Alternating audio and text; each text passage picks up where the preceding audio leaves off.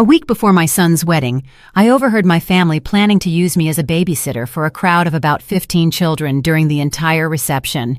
So, I changed my plans. On the day of the wedding, my son called me frantic, "Where are you?"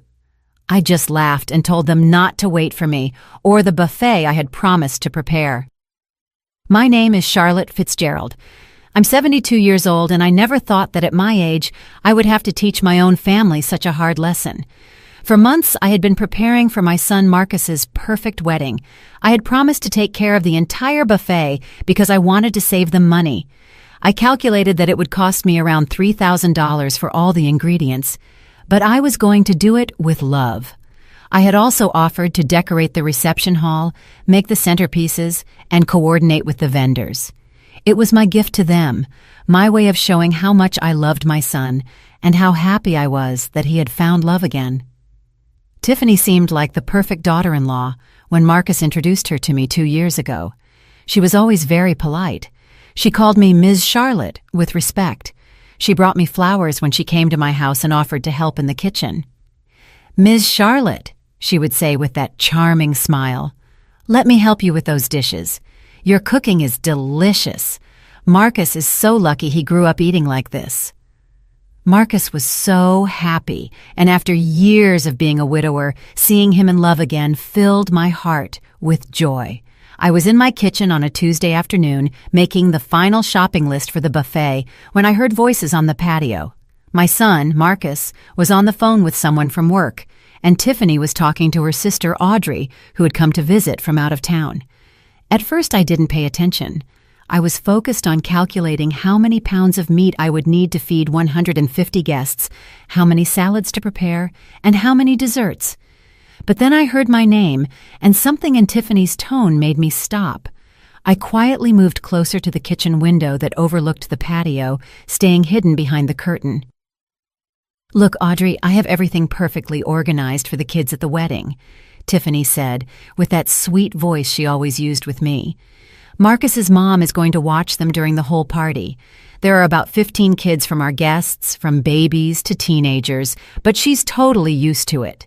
This way, we adults can enjoy ourselves without any annoying interruptions." Audrey laughed loudly and replied, "That's so smart, sis. The old lady is going to take care of all those screaming brats while you guys dance, drink, and have fun. Perfect. That way they don't bother us during the ceremony or ruin the reception photos." "Exactly," Tiffany continued, and her voice sounded different, colder. "I already told Marcus that his mom is great with kids and loves watching them. She won't even realize we're using her. She's always willing to help with whatever. It's like having a free professional nanny for the whole night. Plus, it'll keep her busy, so she doesn't interrupt any important conversations." "And she agreed?" Audrey asked. "We didn't even ask her directly," Tiffany laughed. "Marcus just mentioned to her that there would be some kids at the wedding, and she immediately offered to help if we needed anything. Of course, we said yes. She's perfect for the job. She has experience, and she's not going to charge us a thing." I felt like I had been slapped in the face. There I was in my kitchen, my hands covered in flour from making cookies for their wedding, spending my money, my time, and my energy to make their day perfect, while they were planning to use me as a free domestic worker without even asking. "The best part," Tiffany continued, "is that since she'll be busy with the kids all night, she won't be able to eat much of the buffet she's preparing. More food for the important guests." They both laughed as if they had made the funniest joke in the world. My heart was pounding so hard, I thought they would hear it. 72 years of life, raising children, watching grandchildren, always putting family first. And this was how they repaid me. As if I were a servant, available 24 hours a day. I stood there behind the curtain, feeling the anger rise from my feet to my head. But it wasn't just anger.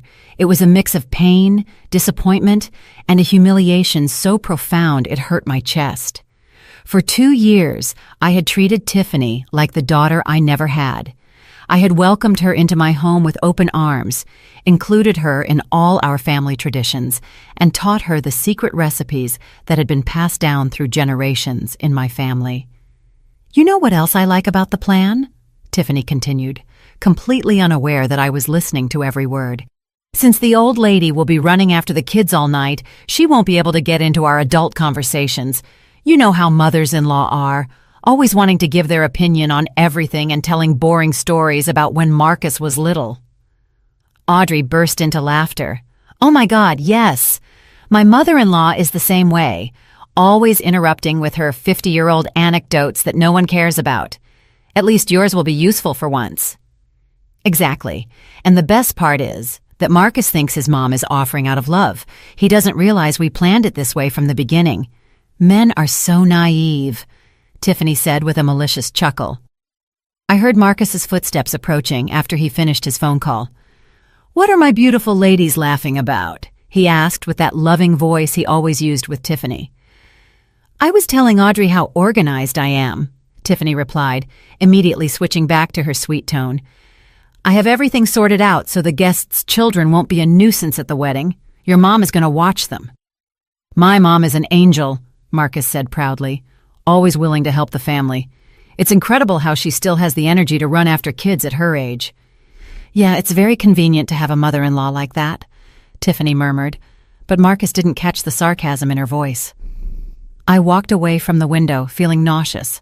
I couldn't believe what I had just heard. This woman who had acted like the perfect daughter-in-law for 2 years, who had made me feel loved and respected, who had even called me Mom on special occasions, actually saw me as a free employee and a nuisance. I went up to my room, my legs trembling. I sat on the edge of my bed, the same one where I had slept next to my husband for 30 years before cancer took him. I looked at the family photos on my nightstand. Marcus graduating from college, his first communion, our vacations at the beach when he was a boy. I had dedicated my entire life to being the best mother I could be, and now that I thought I was getting a daughter, I discovered I was just a useful tool. Over the next few days, I acted as if nothing had happened. When Marcus called to ask about the wedding preparations, I answered normally. Yes, son, everything is perfect. The buffet is going to be delicious. When Tiffany came to visit and said, Ms. Charlotte, don't worry too much about the wedding. Try to relax and enjoy yourself. I smiled and nodded. Of course, sweetie. I'm so excited. But inside, a plan was taking shape. If they wanted to play dirty, I could play too. After all, I had lived for 72 years. I had raised a child on my own after being widowed. I had run a family business and survived things they couldn't even imagine. I wasn't going to let them treat me like a servant right under my nose. On Wednesday morning, 3 days after I had overheard that conversation, I called my best friend Loretta. We had known each other for over 40 years and had always been confidants. Lo, I need to tell you something, and then I need you to help me with a plan, I said without preamble. Oh, Charlotte, from the sound of your voice, I already know someone made you mad. Tell me everything, Loretta replied, intrigued. I told her the whole story from the beginning, the conversation I had heard, how it made me feel, and how Tiffany had been acting with me for 2 years. Loretta listened in silence, and when I finished, she sighed deeply. Charlotte, that girl is a snake. How dare she talk about you like that after everything you've done for them? You've spent a fortune on that wedding. You've dedicated months to organizing it, and this is how they repay you? I know, Lo, but here's the good part. I have a plan, and I need your help. Name it. You know you can count on me for anything. I explained my idea step by step. Loretta got so excited she started clapping on the other end of the phone. Charlotte, you're a genius. That spoiled girl is going to get the surprise of her life. Count on me. I've got your back on this. On Thursday, I began to execute the first part of my plan. I called all the caterers I had hired for the buffet. Good morning, this is Charlotte Fitzgerald. I need to cancel all the orders for Saturday's wedding. Yes, I know it's last minute, but a family emergency came up. Some tried to charge me a cancellation fee, but I managed to cancel everything by paying only small penalties. Then I called the florist where I had ordered the extra arrangements I was going to gift them. Excuse me, I need to cancel the centerpieces for Saturday. No, I don't need them for another date. I just won't be needing them anymore. On Friday night, the day before the wedding, I packed a small suitcase. I put in clothes for 2 days, my medications, my favorite book, and some personal items. Marcus had called earlier to confirm that everything was ready. "Mom, how are the preparations? Do you need me to come help you with anything?" "No, son. Everything is perfect. Tomorrow is going to be a wonderful day," I replied with complete calmness. "Mom, you're the best. Tiffany and I don't know how to thank you for everything you've done for our wedding." "You don't have to thank me for anything, Marcus. Tomorrow, everything is going to go exactly as you planned." That night, I barely slept, but it wasn't from nerves. It was from the excitement of knowing I was finally going to get my dignity back. On Saturday morning, the wedding day, I woke up earlier than ever. It was 5 in the morning, and my eyes were wide open with an energy I hadn't felt in years. I took a shower, did my hair, and put on my favorite dress, the coral-colored one that I loved so much and that made me feel elegant. It wasn't the dress I had planned to wear to the wedding, but a special one I saved for important occasions, and this was definitely an important day. Loretta arrived at 7 on the dot, just as we had agreed. She had 2 suitcases and a conspiratorial smile that filled me with courage. "Ready for your day of freedom, Charlotte?" she asked, hugging me tight. "More than ready, Lo. I've been waiting for this moment for 2 years without even knowing it." We had booked a luxury spa 2 hours outside the city, a beautiful place with a lake view where we could completely relax. The plan included massages, facials, gourmet food, and a room with a jacuzzi. Everything I had saved for the wedding buffet, I was now going to spend on myself for the first time in decades. Before leaving, I wrote a letter that I left on the kitchen table, right where Marcus always sat when he came to visit. "Dear Marcus, by the time you read this letter, I'll be enjoying a well-deserved rest. For months, I prepared everything to make your wedding perfect, but yesterday, I found out that Tiffany and you had other plans for me. Apparently, my role in your special day was to be the free nanny for 15 children during the whole party, without anyone bothering to ask me if I wanted that job. Since the buffet I promised was also part of my unconsulted duties, I decided to cancel everything. I hope you find a quick solution. I'll be back Sunday night. With love, but with dignity, Mom." While Loretta loaded the suitcases into the car, I took one last look around my house. I looked at the kitchen where I had planned to cook all night for the buffet, the dining room where I had been organizing the centerpieces, the living room where I had tried different flower arrangements. All of that had been done with love, but that love had been misinterpreted as obligation. "Charlotte, are you sure about this?" Loretta asked me when I got in the car. "Because once we start, there's no turning back. Lo, I'm 72 years old. If I don't stand up for myself now, when will I?"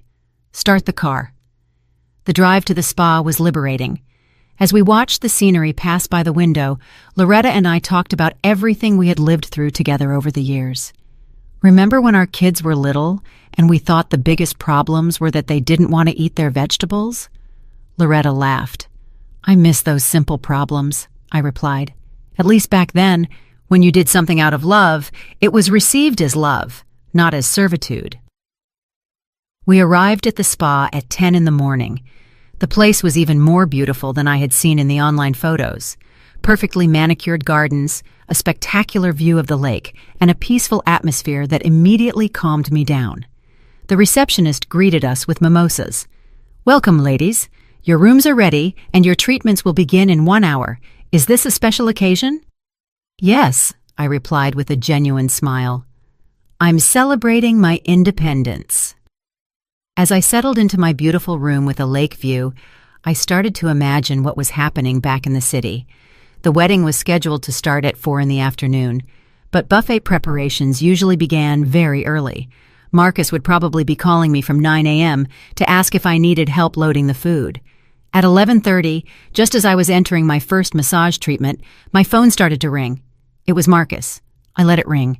5 minutes later, it rang again and again. I turned the phone off. "Miss Charlotte, is everything okay?" the masseuse asked, seeing my smile. "Perfectly fine, dear. Please continue." For the next 3 hours, I dedicated myself completely to enjoying myself. The hot stone massage relaxed muscles I didn't even know were tense. The facial left my skin glowing. Loretta and I had lunch at the spa restaurant.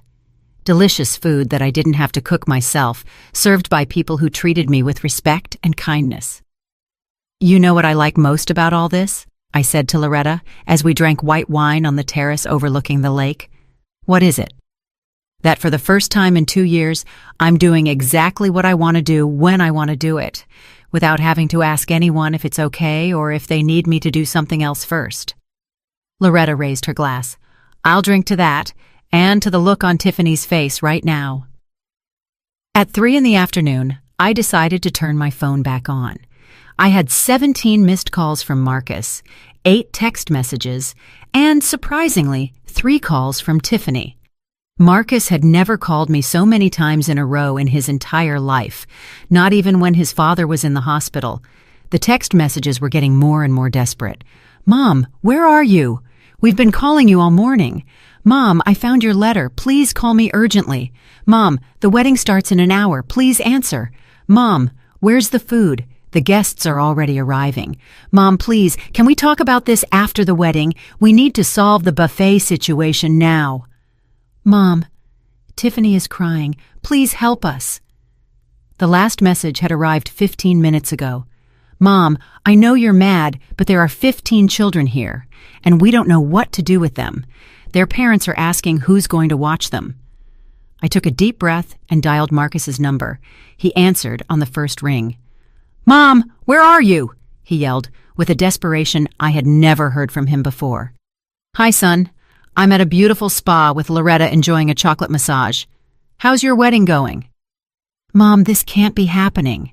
The guests are already here, and there's no food. The caterers are asking where the buffet is. Tiffany won't stop crying."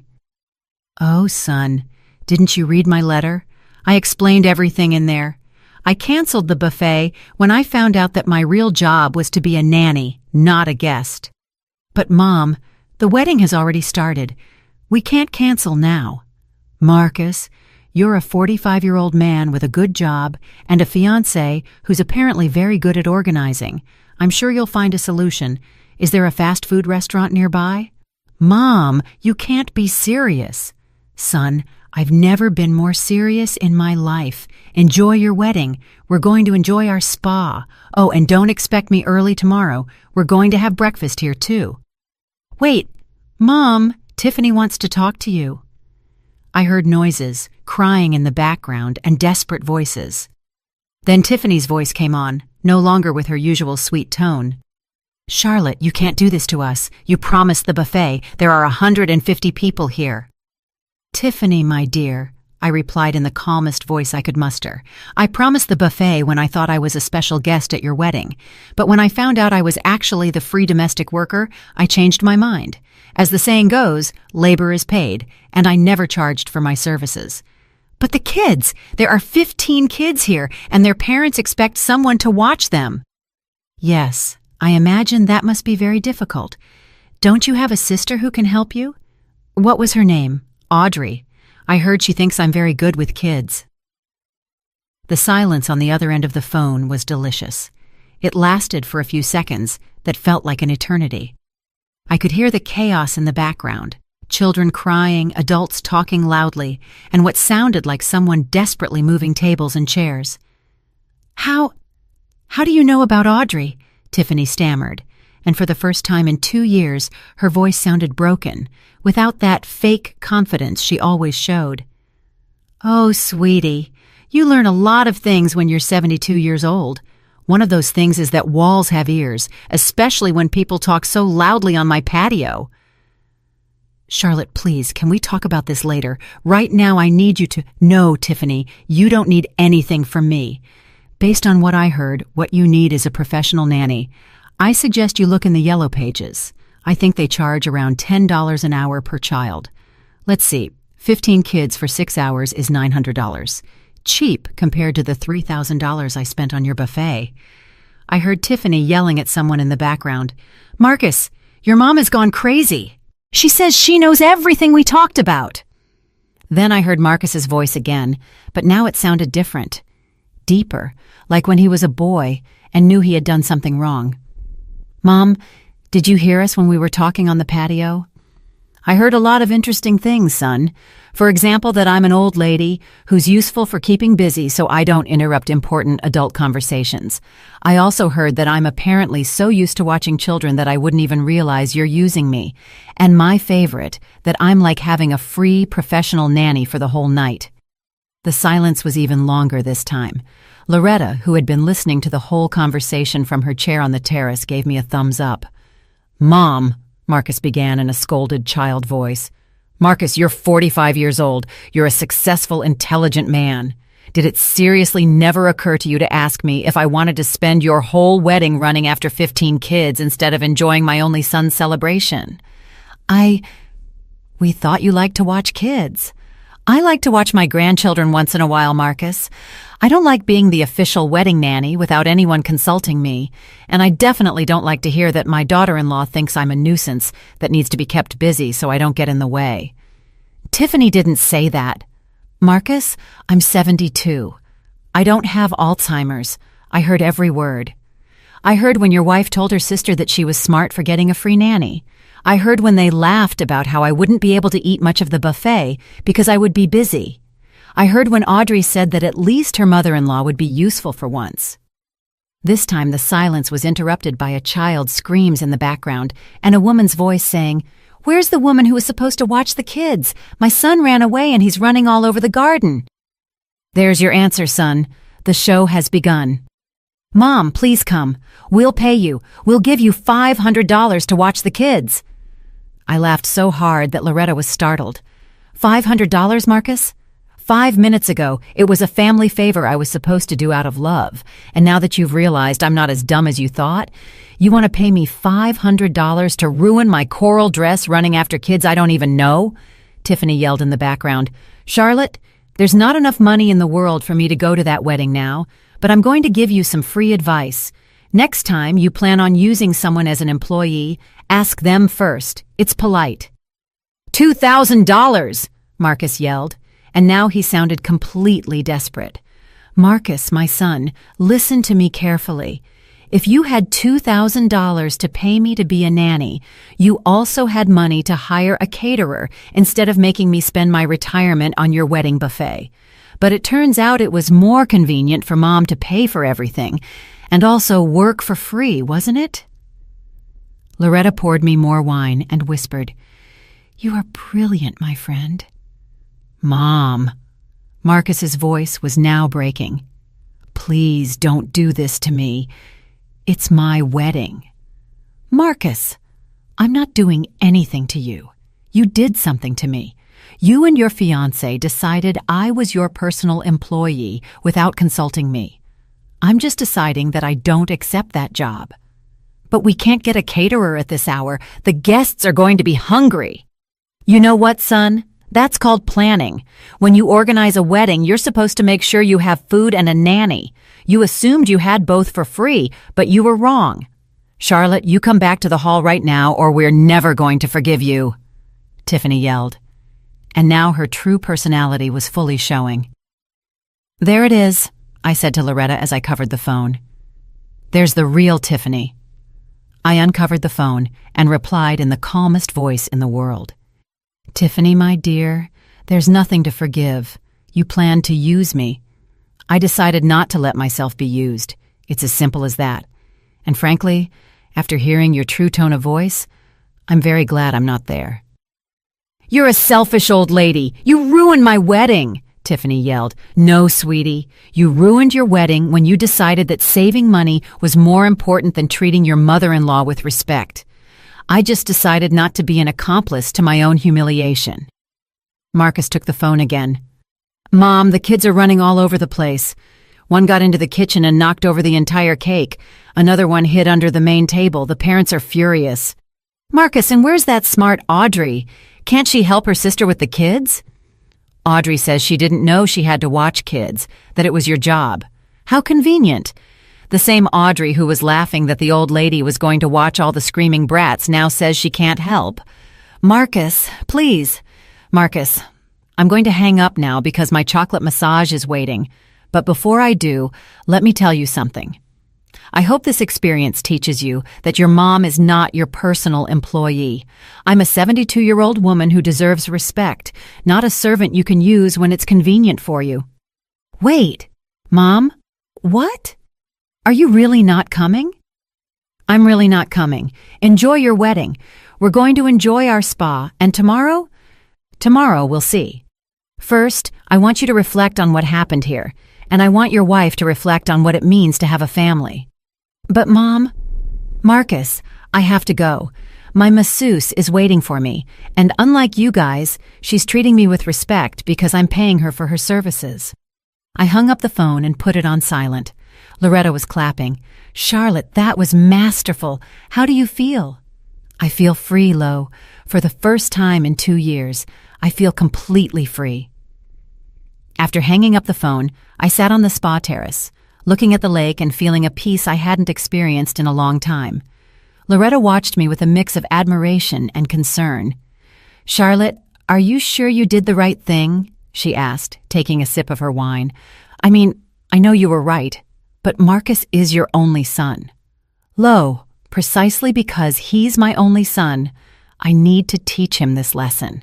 If I don't do it now, Tiffany is going to turn him into someone who treats his own mother like a domestic worker, and I'm not going to allow that."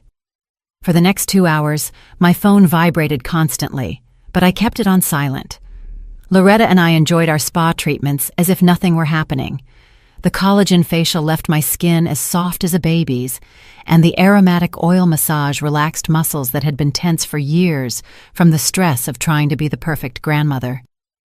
"You know what the funniest thing about all this is?" I said to Loretta while we were in the jacuzzi watching the sunset. "What?" "That for 2 years I tried so hard to be the ideal mother-in-law that I lost my own identity. I cooked what she liked. I decorated how she thought was pretty. I even changed the way I dressed to fit her image of the perfect grandmother." "I always thought that was strange," Loretta admitted. "You, who were always so independent, suddenly seemed to be asking for permission for everything." "You were right, and the worst part is that the more I tried to please her, the less she respected me. For her, my willingness to help was a weakness, not love." At 8 in the evening, I decided to check my phone. I had 43 missed calls, 26 text messages, and to my surprise, several messages from unknown numbers. Apparently, some relatives had gotten my number to try to convince me to go back. The messages were getting more and more desperate and revealing. "Marcus, Mom, we had to order pizza for all the guests. We spent $1,200 on pizza." "Marcus, the parents of 3 kids already left angry because no one could watch them." "Marcus, Tiffany is in the bathroom crying. She says you ruined the most important day of her life." "Marcus, Mom, the photographer is asking if he can take family photos. I told him Grandma couldn't make it. An unknown number. Ms. Charlotte, I'm Michael, Tiffany's dad. Please, Ms. Charlotte, come help us. My daughter is devastated." Another unknown number. "Charlotte, I'm Audrey. I know you heard our conversation. Please forgive us. It was just a joke." I laughed while reading Audrey's message. "A joke, Lo? Planning to use someone as a free employee is a very expensive joke." But the message that caught my attention the most was from a number I didn't recognize. "Ms. Charlotte, I'm Carol, the mother of one of the children at your son's wedding. I wanted to tell you that several parents and I are very upset because they told us someone was watching the kids, and it turns out there's no one. Some of us already left. What they did to you is not right. Look at this, Lo." I showed the message to Loretta. "Apparently, I'm not the only one who thinks what they did was wrong." "Of course not. Any decent person would realize that treating the groom's mother like that is unacceptable." At 9 in the evening, as we were having dinner in the spa's elegant restaurant, my phone rang again. This time, it was a number I did recognize. My sister-in-law, Elena, my late husband's sister. "Charlotte, what's going on? Marcus called me crying, saying you didn't go to his wedding." Elena had always been direct and honest with me. I told her the whole story from the beginning, including the conversation I had overheard and how I had felt. "Charlotte, you did the right thing," she said without a moment's hesitation. "If my brother were alive, he would have gone to find Marcus himself to teach him a lesson. No one treats his mother like that, especially after everything you've done for that family." "Do you really think I did the right thing, Elena?" "Charlotte, I've known Marcus since he was born. He's a good kid, but that woman has him completely manipulated. It was time for someone to open his eyes. And if that someone had to be you, his own mother, then so be it." Elena told me that other relatives had already found out what had happened because Marcus had been calling everyone asking for help. "Most people are on your side, Charlotte. Your cousin, Rosa, says Tiffany always seemed fake to her. And your nephew Charles is furious with Marcus for treating you that way." After talking to Elena, I felt more confident in my decision. I wasn't being a cruel mother. I was being a mother who respects herself and teaches her son to do the same. At 10 in the evening, Loretta and I retired to our rooms. I had a beautiful suite with a private terrace overlooking the lake.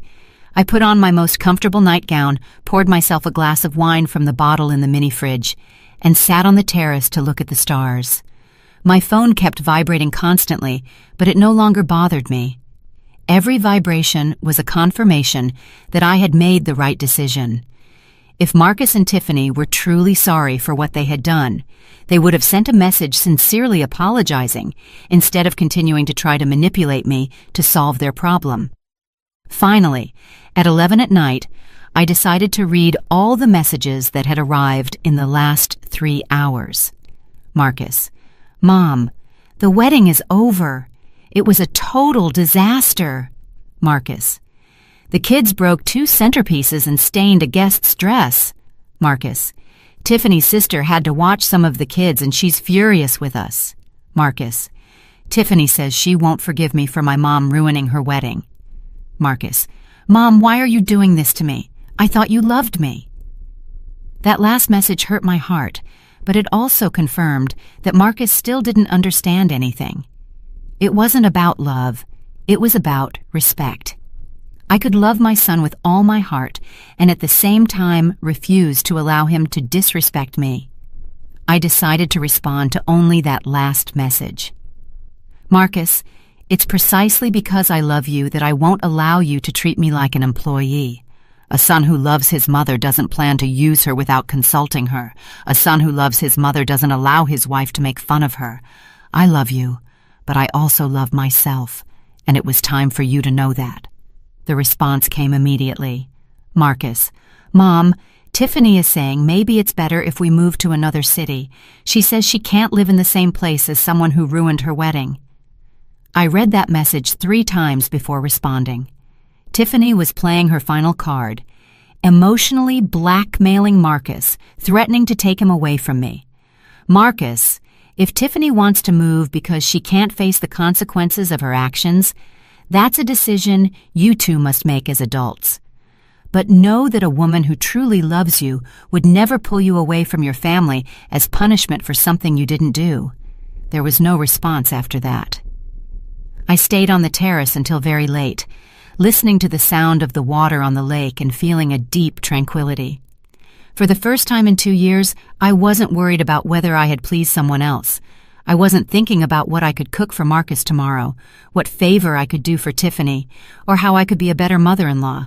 I was thinking about me, about Charlotte, about the 72-year-old woman who had raised a wonderful son, who had maintained a happy marriage for 30 years, who had survived widowhood with dignity, and who deserved to be treated with respect by her own family. That night, I slept better than I had in months. On Sunday morning, I woke up with a strange feeling. I felt rested and at peace. It had been a long time since I had woken up without that constant anxiety of thinking about what I would need to do to keep everyone happy. Loretta and I had agreed to meet for breakfast at 9, but I was already awake at 7, enjoying the silence and the view of the lake from my terrace. My phone had remained silent all night, which seemed more significant to me than all the desperate messages from the day before. Either Marcus had finally gotten the message, or he was so angry that he had decided not to talk to me anymore. Both options seemed better to me than continuing to receive messages trying to manipulate me. When Loretta and I met at the spa restaurant for breakfast, she looked at me with curiosity. "You look different, Charlotte. Lighter." "I feel different, Lo. It's as if I had been carrying a huge weight on my shoulders for 2 years and had finally taken it off. We ordered a full breakfast with fresh fruit, yogurt, pancakes, and coffee. While we ate, we talked about everything but the wedding. We talked about our plans for the coming months, about the books we wanted to read, about trips we had dreamed of taking but always postponed to be available for our family's needs. You know what, Lo? I think we're going to take that trip to Europe we've always planned. Seriously? You're not going to wait to see if Marcus and Tiffany need you to watch their future kids? Marcus is 45 years old. If he decides to have kids, he can hire a nanny like all normal people do. I'll be available as a grandma, not as a domestic worker. After breakfast, we decided to extend our stay a little longer. We booked the private jacuzzi for 2 more hours and spent the morning completely relaxing. It was the first time in years that I had spent so much time thinking only about my own well-being. At noon, as we were packing our things to go back, I decided to turn on my phone again. I had 3 new messages, all from Marcus, sent in the early morning. Marcus: Mom, Tiffany and I talked all night. She's very hurt, but she admits that maybe we didn't treat you well. Can we talk when you get back? The messages were different, less desperate, more reflective. But I also noticed something important. There was no real apology, just an admission that maybe they hadn't treated me well. Maybe wasn't enough for what had happened. I decided not to answer yet. I wanted to get home, settle into my own bed, and think carefully about what I wanted to say and how I wanted to say it. The trip back was quiet. Loretta and I talked about what this weekend had meant to me. You know what's the most important thing I learned, Lo? That you can love your family and set boundaries at the same time. For all these years, I thought that loving meant saying yes to everything. But now I understand that sometimes loving means saying no. That's a lesson that many women of our generation need to learn, Loretta replied. We were raised to believe that our worth depended on how much we sacrificed for others. I arrived home at 5 in the afternoon. The house felt different, as if it had been empty for much longer than 2 days. I made myself some tea, put on my most comfortable clothes, and sat on my favorite armchair in the living room. It was time to decide what to do next. At 6 o'clock, the doorbell rang. I looked out the window and saw Marcus's car parked outside. He was standing at my door, alone, with his head down. I took a deep breath and went to open it. "Hi, Mom," he said in a soft voice. He looked tired, as if he hadn't slept in days. "Hi, Marcus. Come in." We sat in the living room, him on the sofa, and me in my armchair. The silence stretched for a few minutes, until Marcus finally spoke.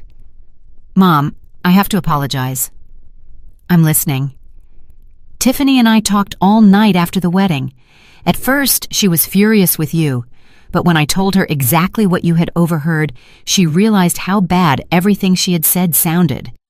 "And you realized too?" Marcus lowered his head even more. "Yes, Mom. I realized that for 2 years I've been treating you like you were my employee instead of my mother." "And how do you feel about that?" "I feel horrible. I feel ashamed. Dad must be rolling in his grave because of how I treated the woman he loved for 30 years. That mention of his father touched my heart, but I maintained my composure. "Marcus, I need you to understand something. It's not just about what happened with the wedding. It's about 2 years of assuming I was available for everything without ever asking me if I wanted to do it. I know, Mom, and you're right. When Tiffany suggested we ask you for help with something, I never stopped to think if it was fair to you. I just thought, Mom always says yes, so it's no problem. And Tiffany, how does she really feel?" Marcus sighed deeply. "She's ashamed. She says she's never had a mother-in-law before and didn't know how to treat you. But she recognizes that what she said about you to Audrey was very wrong."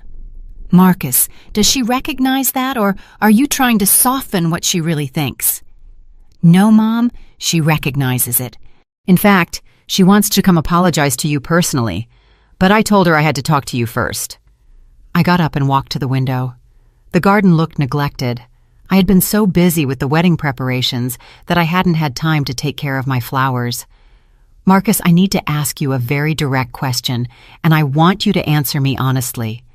Tell me, Mom, Does Tiffany respect me as a person, or does she see me as a useful resource who is available when she needs me? Marcus was silent for a long moment. Mom, I think until yesterday, the two things had gotten mixed up. But after seeing the consequences of treating you as a resource, she realized that she had lost sight of the person. And you, do you see me as your mother or as your personal employee? Mom, that question hurts, but I understand why you're asking it. And the honest answer is that for these 2 years, without realizing it, I started to see you more as someone who solved my problems than as my mother, who deserved to be consulted and respected. I sat down again and looked at him directly in the eyes.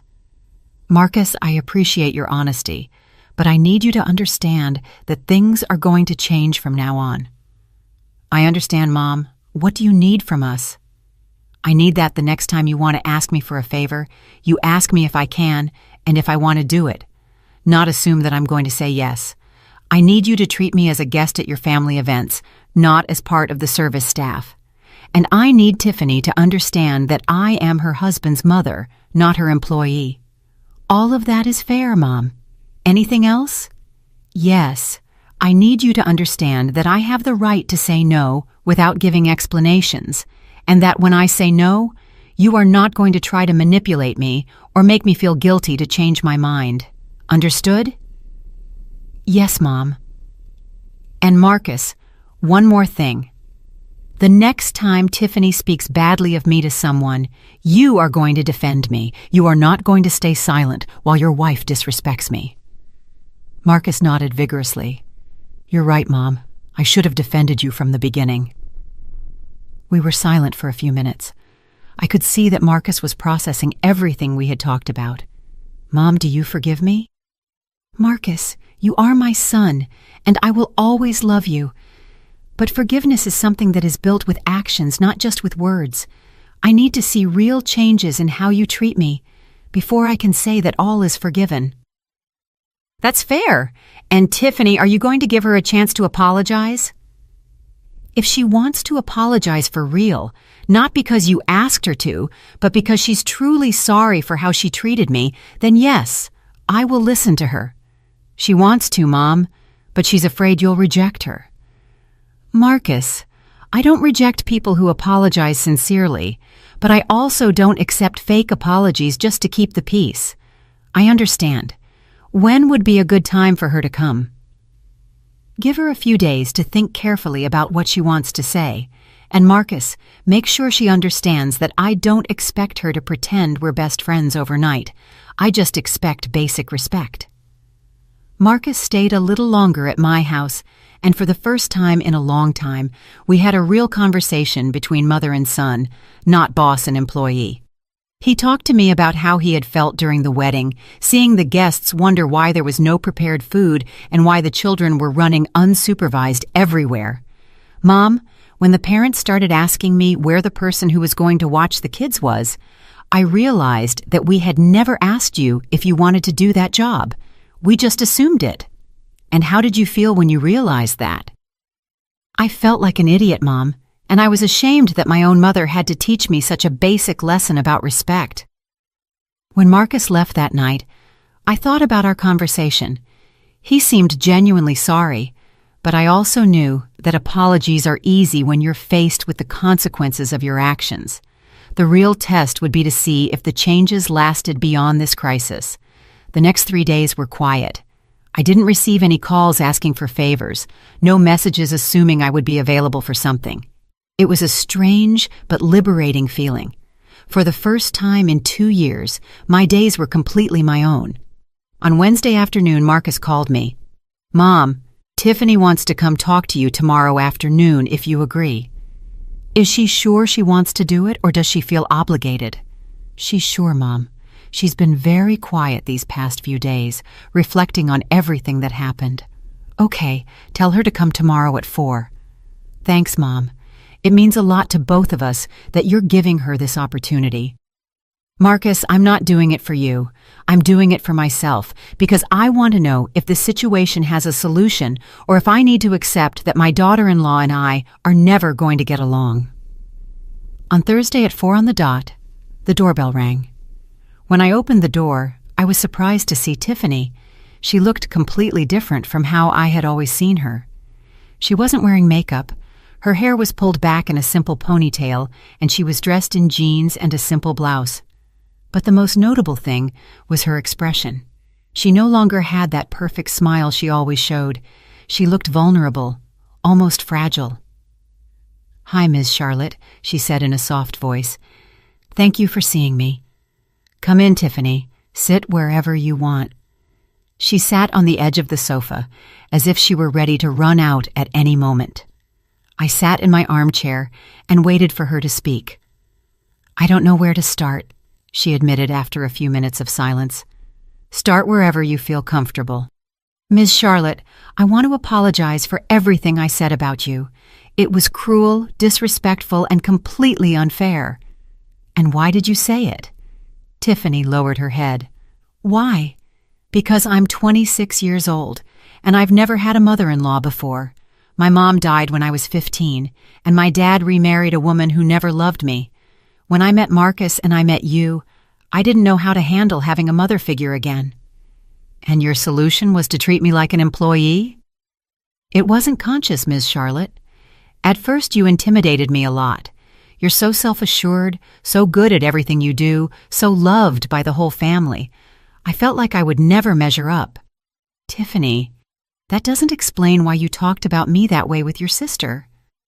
Tiffany was silent for a long moment, and when she spoke again, her voice was barely a whisper. "Because when you feel insecure, sometimes you try to make yourself feel better by making others seem less important. I know it sounds horrible, but it's the truth." "At least you're being honest." "Miss Charlotte, when you didn't show up at the wedding and I read your letter, I realized something terrible. I realized that I had been trying to turn Marcus into someone who put my comforts before his own mother, and that's very wrong." "And how do you feel about that?" "Now I feel ashamed. I feel guilty, and I feel sad because I lost the opportunity to have a real relationship with the woman who raised the man I love." Tears began to roll down her cheeks, and for the first time since I had known her, they seemed genuine, not calculated. "Tiffany, I appreciate your honesty, but I need to ask you something directly. Do you really want a relationship with me, or do you just want to fix this so Marcus is happy?" At first, I admit that I just wanted to fix things so Marcus wouldn't be sad, but these past few days, I've been thinking a lot, and I realized that I also lost something important. I lost the opportunity to have a mom again. "Tiffany, I can't be your mother. Your mother died, and no one can replace her, but I can be your mother-in-law who respects you and expects respect in return." "That's all I want, Ms. Charlotte. Mutual respect and a chance to start over." "And are you really willing to change the way you treat me?" "Yes. I will no longer assume that you are available to help us. I will ask you before planning anything that involves you, and I will try to include you as family, not as service staff. And what happens if I say no to something you ask me? Then I will respect your decision without trying to make you feel guilty." We were silent for a few minutes. I could see that Tiffany was waiting for my answer, but I needed time to process everything she had said. "Tiffany, I'm going to be honest with you. I don't trust you yet. You're going to have to show me with actions that these changes are real, not just words to get out of trouble. I understand completely. What do you need me to do?" "I need time. I need to see how you treat me in the coming months when you're not in crisis. Are you going to give me that chance?" "Yes, Tiffany. I'm going to give you a chance, but it's going to be the only one. If you disrespect me or treat me like an employee again, there will be no second chance." "I understand. And, Ms. Charlotte, is there anything specific I can do to start rebuilding your trust?" I thought about her question for a few moments. "Yes, there is. I want you to tell your sister Audrey what really happened. Not a softened version, but the complete truth. I want her to understand that what you guys said about me was wrong." Tiffany nodded immediately. "I already did, Ms. Charlotte. I called her on Monday and told her everything. She wants to apologize to you, too." "I don't need Audrey to apologize to me. I don't know her well enough for her opinions to matter to me, but I do need her to understand that she can't talk about me that way when she comes to my house. She understands. In fact, she's very ashamed of what she said. Okay, anything else you want to tell me? Yes. I want to thank you for teaching us this lesson. I know it wasn't your responsibility to educate us about respect, but you did it in a way that we'll never forget. Tiffany, I didn't want to teach you any lesson. I just wanted to be treated with dignity, and I had every right to demand that. Ms. Charlotte, do you think one day we can have a normal mother-in-law and daughter-in-law relationship? That's going to depend on you, Tiffany. I'm willing to try if you really change. I will change, I promise. Don't promise me anything. Just show me. Tiffany got up to leave, but before she reached the door, she turned back to me. Ms. Charlotte, can I ask you something? Tell me, how can I be a good daughter-in-law? I honestly don't know how. Her question surprised me with its simplicity and honesty. Tiffany, being a good daughter-in-law is the same as being a good person. Treat others the way you want to be treated. Ask before you assume. Respect boundaries, and remember that behind every favor someone does for you is a person who chose to help you. Can I ask you when I have questions about something? If they're genuine questions and not disguised manipulation, yes. Thank you, Ms. Charlotte. Thank you for everything. When Tiffany left, I sat in my living room, feeling a mix of cautious hope and emotional exhaustion. The conversation had seemed sincere, but only time would tell if the changes would be lasting. The next 2 weeks were revealing. For the first time in 2 years, Marcus and Tiffany didn't call me asking for any favors. There were no messages assuming I would be available to cook, clean, or watch something. At first, I thought they were angry and punishing me with silence. But then I realized that they were simply respecting my space like they never had before. The first real test came on the Friday of the second week. Marcus called me around 7 in the evening, and by the tone of his voice, I could tell he was nervous. Mom, I need to ask you a favor. My heart sank a little. They were going back to their old patterns. Tell me, Marcus. Tiffany's birthday is on Saturday, and I wanted to throw her a surprise party. Could you help me organize it? Marcus, are you asking me to organize the whole party for you? No, Mom, not at all. I already hired the caterer, booked the venue, and sent the invitations. I just need help with the decorations because you have a great eye for those things. But obviously, I'll pay you for your time and your ideas. I was surprised. Marcus had done most of the work himself. He was just asking me for specific help with something he knew I was good at and was offering to pay me. Marcus, you don't need to pay me for helping with the decorations. That's something I can do as a gift for Tiffany, but I appreciate that you asked instead of assuming. You would really help me? Of course. It seems like a very sweet gesture on your part. Thanks, Mom. And if at any point you feel it's too much work, just tell me, and I'll hire someone else. Okay, son. That conversation confirmed that the changes were real. Marcus had learned to plan his own events, not to assume my availability, and to offer compensation for my time.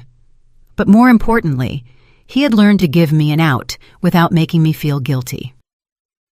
The Saturday of Tiffany's birthday party was a complete revelation. Marcus and I spent the morning decorating his backyard with golden balloons and fresh flowers.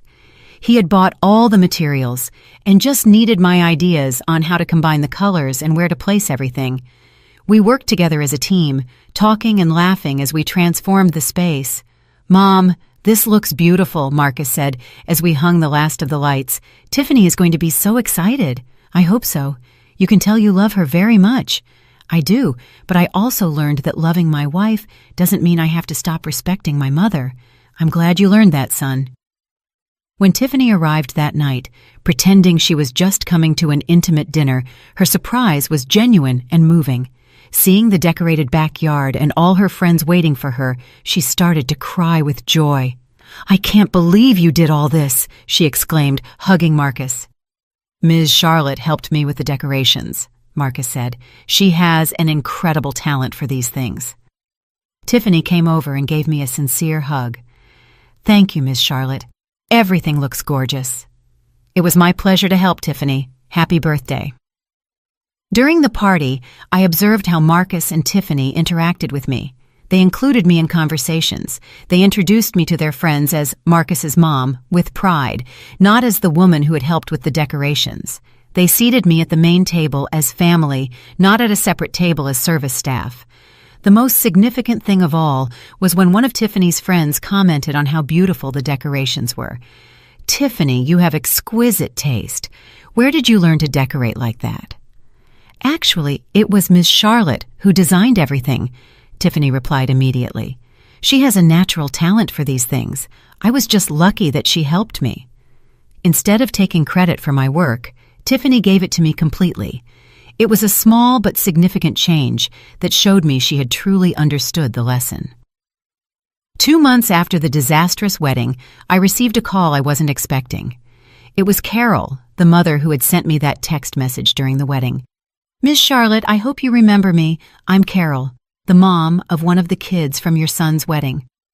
"Of course I remember you, Carol. How are you?" "I'm good, thanks. I'm calling because I wanted to tell you something. Do you remember Michael, Tiffany's dad?" "Yes." "What about him?" "It turns out he and I met at the wedding when we were all trying to control our unsupervised kids. We started talking about what had happened with you, and we both agreed that what they did to you was very wrong. And well, we've been dating ever since, and he's told me more details about the situation. I wanted you to know that he also lectured Tiffany about how they treated you." I laughed softly. "Seriously? Tiffany's dad defended me?" "Yes, and pretty strongly. He told Tiffany that you had been incredibly generous preparing the buffet, and that using you as a nanny without consulting you was unacceptable. He says he felt very ashamed when he found out the whole story." "I'm glad to know that, Carol." "Miss Charlotte, all of us parents who were at that wedding were very impressed with what you did. Not many people your age would have the courage to stand up for themselves like that. Sometimes you have to defend yourself, no matter your age." "Exactly. And we wanted you to know that we respect you a lot for that." That call filled me with unexpected satisfaction. Not only had I defended my dignity with my own family, but my example had resonated with other people who had witnessed the situation. 3 months after the wedding, Tiffany invited me to lunch, just the two of us. We met at a quiet cafe near my house, and during the meal, we had the most honest conversation we had ever had. "Ms. Charlotte, can I tell you something personal?" "Of course, Tiffany." "Since the wedding, I've been going to therapy." "Really? Why?" "Because I realized that I have problems relating to mother figures. After my mom died, I developed defense mechanisms that included devaluing other older women to protect myself emotionally. That explains a lot of things." "Yes, my therapist helped me understand why I felt so threatened by you at first. You represented everything I had lost when my mom died. And instead of allowing myself to miss my mom, I decided to act as if mothers weren't important." "Tiffany, that must have been very painful for you." "It was, but I didn't realize it. I thought I had gotten over my mom's death, but I had really just buried the pain." "And how do you feel now?" "I feel more free, and I feel grateful to have a second chance with you." "Tiffany, I really appreciate you telling me this, and I'm glad to know you're working on yourself." "Ms. Charlotte, would you allow me to start over, as if we were meeting for the first time?" "What do you mean?" "I want to really get to know you, your stories, your dreams, your opinions, not as the mother-in-law who can be useful, but as Charlotte, the person." "I would like that very much, Tiffany." "Can I ask you a question?" "Ask as many as you want." "What dream of yours did you leave unfulfilled when you got married and had Marcus?" The question surprised me with its depth and honesty. I always wanted to write a book. About what? About my grandmother's recipes and our family stories, but I always found excuses not to start. "And why don't you start now?" "Miss Charlotte, you taught me that it's never too late to stand up for yourself and change a situation. Maybe it's not too late to fulfill a dream either." That conversation planted a seed in my mind. Over the next few weeks, I began to seriously think about writing that book I had always wanted to write. 6 months after the disastrous wedding, Marcus and Tiffany invited me to dinner to give me some special news. "Mom, we're pregnant," Marcus announced with a huge smile. How wonderful! I exclaimed, hugging them both. I'm going to be a grandma, Tiffany said, taking my hands.